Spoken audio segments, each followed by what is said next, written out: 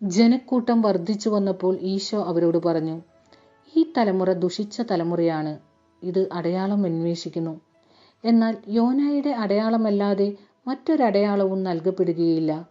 യോന നിനേവേക്കാർക്ക് അടയാളമായി തീർന്നതുപോലെ മനുഷ്യപുത്രൻ ഈ തലമുറയ്ക്കും അടയാളമായിരിക്കും.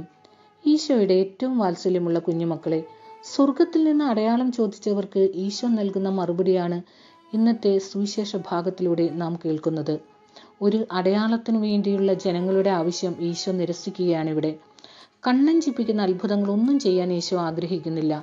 ദേവാലയ ഗോപുരത്തിൽ നിന്നും താഴേക്ക് ചാടാൻ ആവശ്യപ്പെട്ട സാത്താനും ആവശ്യപ്പെട്ടത് ഈശോയോട് ശക്തി തെളിയിക്കുന്ന ഒരു അടയാളമായിരുന്നു. ഇത്തരം അഭ്യാസ പ്രകടനങ്ങൾക്കൊന്നും ഈശോ തയ്യാറായില്ല.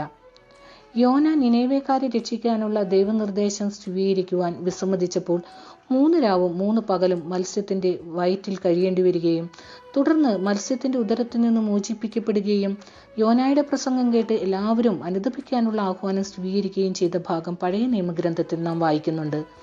യോന നിനേവേക്കാർക്ക് അടയാളമായി തീർന്നു.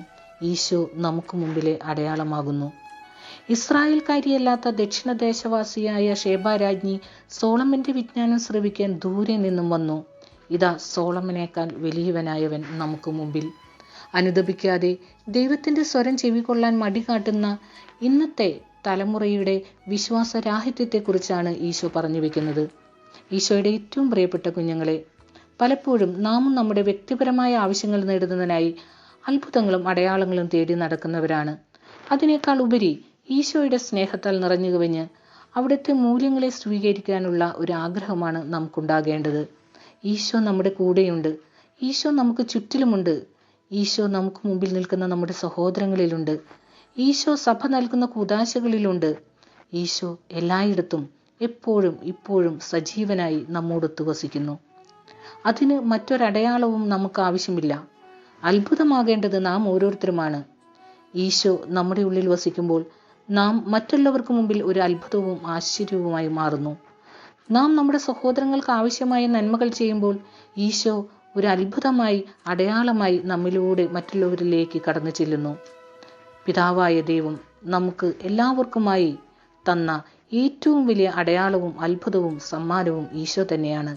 എല്ലാ പ്രവചനങ്ങളുടെയും പ്രതീക്ഷകളുടെയും അടയാളമായ ഈശോ.